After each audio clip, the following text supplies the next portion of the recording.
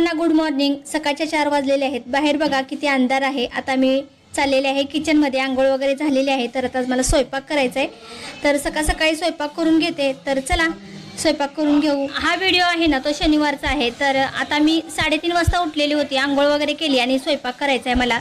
तर आमचा काही स्वयंपाक करायचा नाही, मी विघ्नेश आणि विघ्नेशचे पप्पा आम्ही 3 जण जाणार आहे त्र्यंबकेश्वरला स्वामी समर्थांच्या मठामध्ये दर्शन करण्यासाठी। तर ओंकारचा आणि वडिलांचा डबा करायचा आहे, म्हणजे ओंकार कॉलेजला जाणार आहे त्यामुळे डबा करून ठेवते आणि वडील आहेत ते घरीच थांबणार आहेत, त्यांचं पण जेवण करून ठेवते। तर दूध वगैरे तापत ठेवलं, त्यानंतर आता चहा पण ठेवून घेते। ओंकार पण आमच्या सोबत येणार होता, पण त्याचं कॉलेज आहे त्यामुळे तो काय आमच्या सोबत आता येणार नाही। तो बोलला तुम्ही जाऊन या।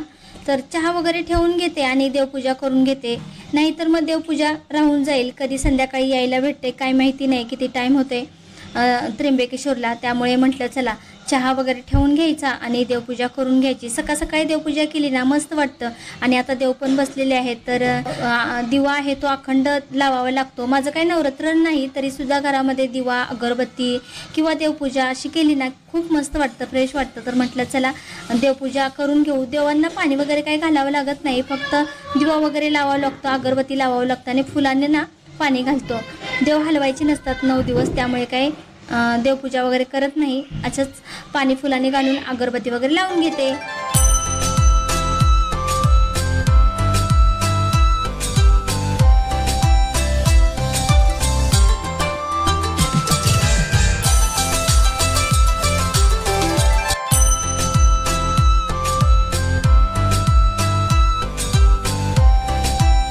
देवपूजा करायच्या अगोदर मी चपातीचं पीठ सुद्धा मळून ठेवलेलं होतं, ते आता मस्त असं भिजलेलं आहे। आता 5 ते 7च चपात्या करायच्या आहेत, जास्त काही करायच्या नाहीत। आम्ही काही इथं जेवणार नाही, कारण त्र्यंबकेश्वरमध्ये ना स्वामींचा मठ आहे, तिथं महाप्रसाद असतो।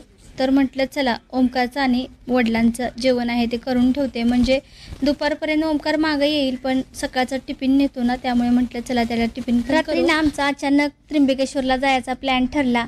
त्यांना मी 4-5 दिवस झालं म्हणत होती की आपण त्र्यंबकेश्वरला जाऊन येऊया का आज, कारण आज खूप मोठा स्वामींच्या मठामध्ये कार्यक्रम आहे आणि नवरात्र पण चालू आहे। तर म्हटलं सगळ्या देवींचं पण दर्शन होईल। स्वामींचा मठ आहे ना, म्हणजेच गुरुपीठ आहे त्र्यंबकेश्वरचं, तिथे सगळ्या देवींच्या मूर्त्या आहेत, तिथं सगळ्या देवींचं दर्शन पण होईल। आपल्याला कुठंच जावं लागणार नाही, तुळजाभवानी, अंबामाता सर्व ह्या देवींचं ना दर्शन तिथं होतं आपलं।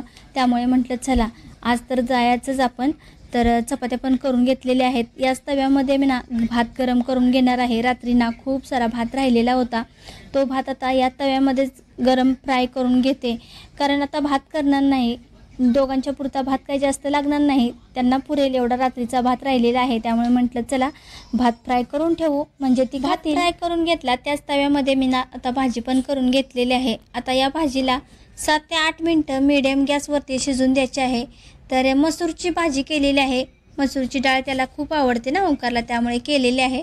हाय हॅलो नमस्कार, मी मनीषा। आजचा दिवस तुम्हाला खूप छान मस्त आनंदाचा आरोग्याचा जावो हीच स्वामींची प्रार्थना।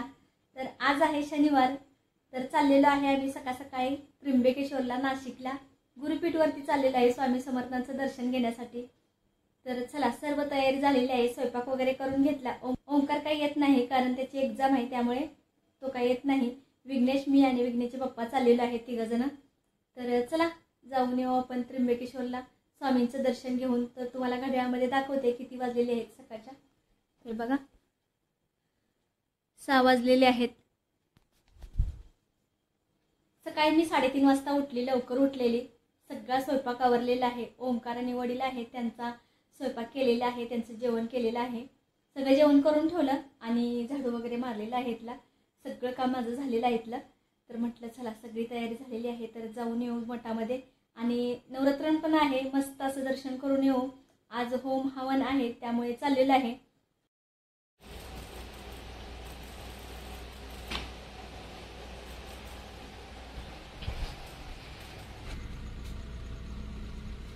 सकाळच्या 6 वाजलेले आहेत, आम्ही आता घरातून निघालेलो आहे। तर जास्त काय उजाडलेलं नाही, अजून अंधारच आहे। डांबावरच्या ज्या लाईट आहेत ना त्या चालूच आहेत। रस्त्यावरती तुम्हाला जास्त गाड्या पण दिसत नसतील, 19 गाडी फक्त दिसत असेल आणि वॉकिंगला जाणारी माणसं आहेत ना तीच तेवढी दिसत असतील। सकाळी वॉकिंग केलेलं खूप चांगलं असतं। तर तुम्हाला रस्त्याच्या बाजूला कितीतरी माणसं दिसत आहेत ना वॉकिंगला जाणारी आहेत ती। तर मोकळ्या हवेमध्ये व्यायाम केल्याने आपल्या शरीराला ना चांगलं एकदम पॉवर येते, त्यामुळे सकाळी व्यायाम करावं माणसाने। तर आता अजून काही लाईटा पण डांबावरच्या बघा घालवलेल्या नाहीत, उजडलेल्या नाही, त्यामुळे डांबावरच्या लाईटा पण अजून चालूच आहेत।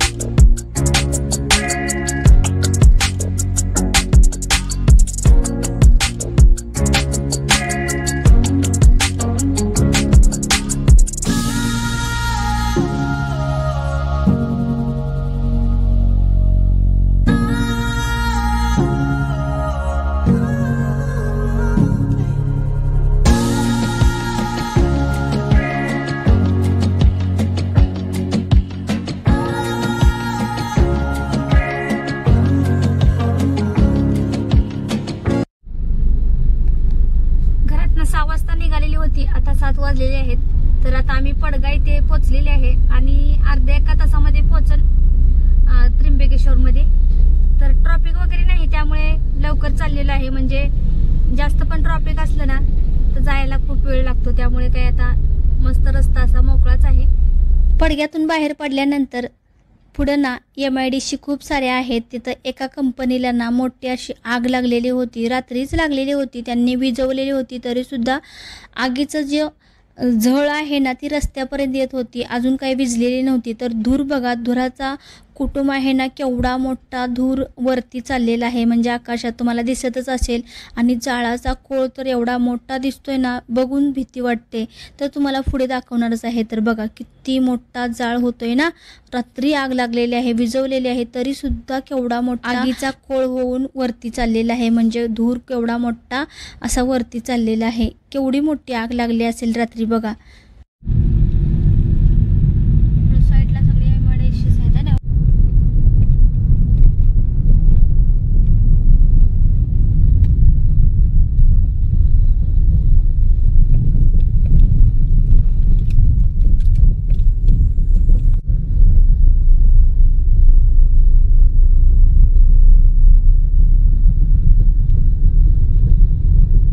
आता दिवस उगवलेला आहे, सूर्याची किरणं ना मस्त अशी अंगावरती पडतायत। सकाळचं कवळं ऊन ना आपल्या अंगावरती पडलेलं, आपल्या शरीरावरती पडलेलं खूप चांगलं असतं। शरीराला कवळं ऊन लागावं असं म्हणतात ना। आपण आजारी असल्यानंतर पण डॉक्टर सांगतात बघा, कवळ्या उन्हामध्ये उभा राहावा किंवा कवळ्या उन्हाचं थोडंसं ऊन घ्या। कवळं ऊन शरीरासाठी खूप चांगलं असतं। तर आता पहिलंच आम्हाला टोल नाका लागलेला आहे।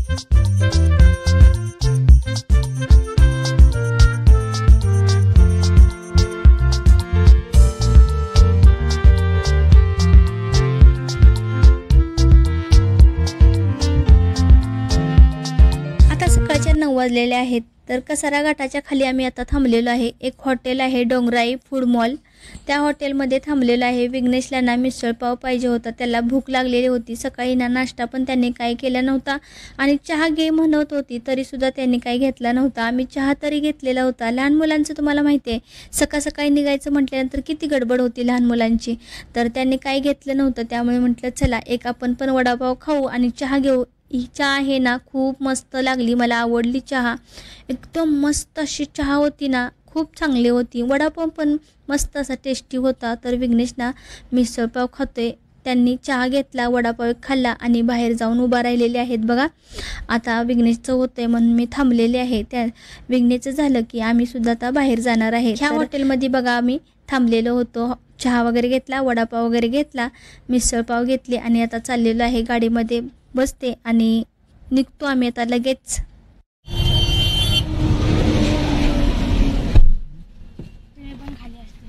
आता वडापाव वगैरे खाल्ला, चहा वगैरे प्याली, मस्त वाटलं थोडं.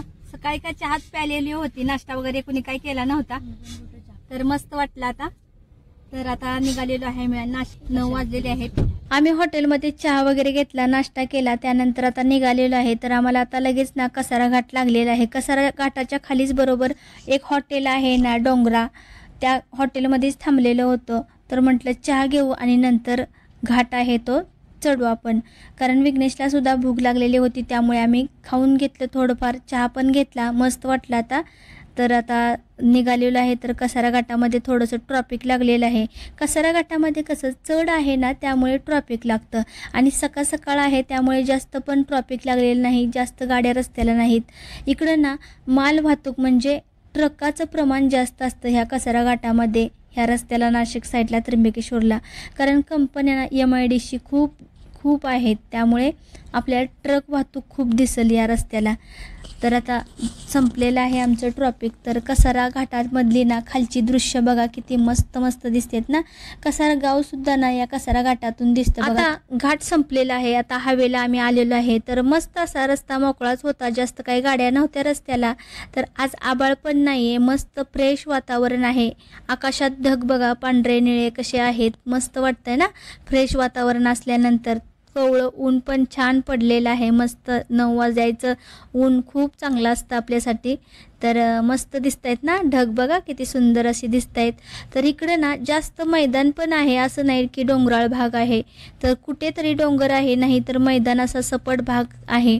तर आम्ही आता एका गावामध्ये पोचलेलो आहे. इथून ना त्र्यंबकेश्वर 39 किलोमीटर आहे. इथून पुढे गेल्यानंतर आपल्याला एक धरण लागल. त्या धरणाच्या बाजूलाच ना माणसांनी घरं बांधलेले आहेत. एक गाव आहे, तर किती जवळ अशी घरं बांधलेली आहेत. धरण बाजूला आहे, तिथं घरं बांधलेली आहेत. तर ही बघा घरं आहेत ती. तर बघा आता आम्ही सातोर्ली गावामध्ये पोचलेलो आहे. तर एक रस्ता आहे ना तो पुढे गेलेला आहे आणि एक रस्ता आहे तो राईट साईडला गेलेला आहे, म्हणजे सातोर्ली गावातून गेलेला आहे. आम्हाला सातोर्ली गावातूनच जायचं होतं. तर आम्ही आता पोचलेलो आहे दिंडोरी मठाच्या पहिल्याच गेटपाशी. तर इथं ना एंट्री करावी लागते, म्हणजे पावती फाडावी लागते आणि नंतर पुढं जावे लागतं. तर आम्ही थांबलेलो होतो, पावती फाडायची होती म्हणून. तर बघा गाड्यावरून येत आहेत ना, मठातूनच येत आहेत. तर बोर्डसुद्धा इथं ग्रीन कलरचा म्हणजे हिरव्या कलरचा लावलेला आहे, त्याच्यावरती माहिती सांगितलेली आहे कसं जायचं मठामध्ये, किती लांब आहे, किती किलोमीटर आहे, सर्व काही माहिती या बोर्डवरती लिहिलेली आहे. तर आम्ही आता मठापाशी पोचलेलो आहे. पहिल्या गेटमध्ये आता चाललेलो आहे. तर तिथंच पार्किंगला गाडी लावायची आहे ना, त्यामुळे पहिल्याच गेटमध्ये जाऊन वरती पार्किंगला लावणार आहे गाडी, कारण दुसऱ्या गेटमध्ये ना खूप साऱ्या गाड्या असतील, त्यामुळे इथं थोड्याशा कमी आहेत गाड्या, पार्किंगला जागा वगैरे आहे. तर आम्ही वरच्या साईडला गाड्या आहेत ना तिथं पार्किंग म्हणजे उभा करणार आहे गाडी, खाली नाही करणार, कारण खाली यायला खूप वेळ लागेल. वरती आहे पार्किंग, तिथंच आम्ही आता पार्किंग करतोय. तर हे बघा पार्किंग, खूप साऱ्या गाड्या आलेल्या आहेत. दुसऱ्या गेटला पण भरपूर गाड्या आहेत, इथं थोड्याशाच आहेत, पण दुसऱ्या गेटला ना खूप साऱ्या गाड्या आहेत. तर इथं पार्किंगला लावली गाडी आणि त्यानंतर आता चाललेलो आहे मठामध्ये.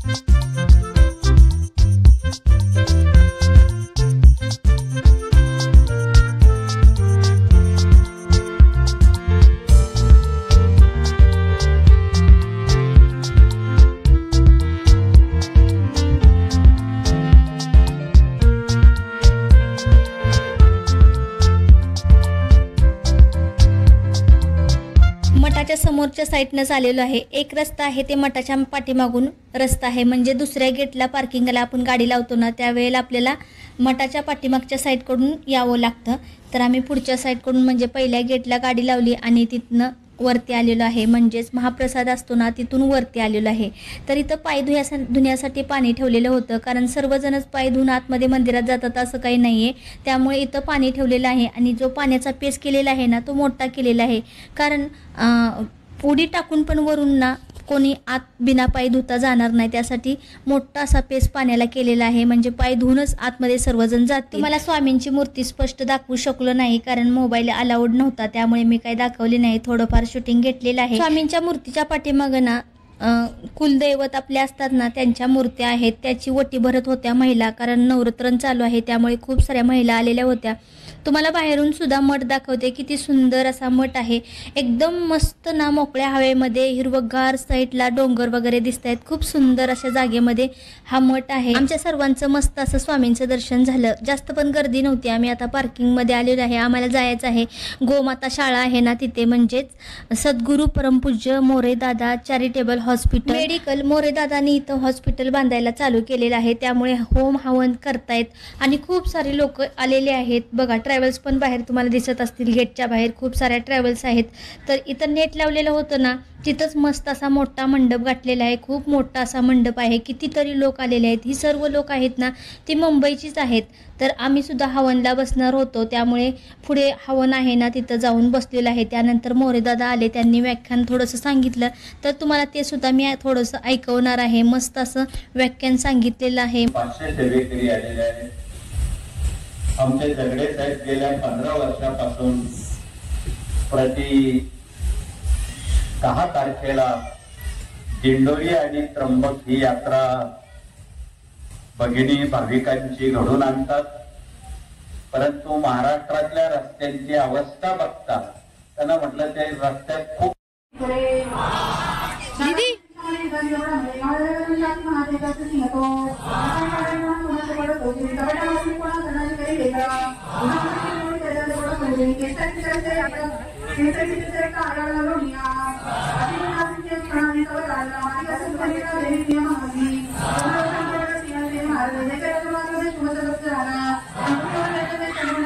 आमदार अतुल लोंढे आहेत ना ते सुद्धा आलेले आहेत. तर इथं ना आमच्या होमच्या इथं जागा होता, त्यामुळे आमच्या होमच्या तिथं जागा करून ना त्यांच्या बाजूलाच अतुल लोंढे आमदार आहेत ते सुद्धा बसले. स्वामी समर्थांच्या याच्यात काही नाही आहे, मोठा छोटा असं काही सुद्धा नाही.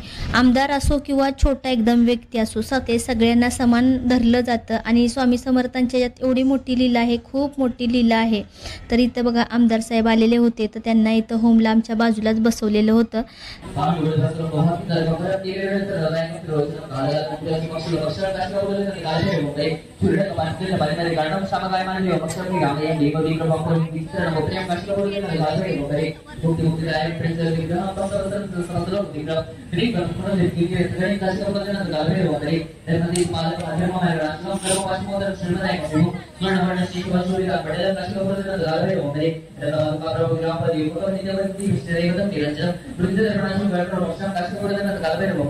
सांगण्यासारख्या खूप बाबी आहेत. तथापि या देशासमोर अनेक रोजची आव्हानं आहेत. रोज वृत्तवाहिन्या, पेपर बघितले, चांगल्या बातम्या थोड्या पण वाईटच जास्त. म्हणून हे थांबवण्यासाठी प्रत्येक व्यक्तीवर संस्कार करणं अंतःकरणावर जरुरीच आहे. त्यासाठी एक हे राष्ट्रीय उपक्रम आहे. हा केवळ आध्यात्मिक आहे असं म्हणता येणार नाही. अनेक आध्यात्मिक उपक्रम चातुर्मासात होत असतात. होऊ देण्याबद्दल दुमत नाही, करण्याबद्दल दुमत नाही. परंतु अनेक स्वामी तुळशीदासजी त्यावर एक मेघ मारलेली आहे, रागी बागी योगी नाडी और न्याय.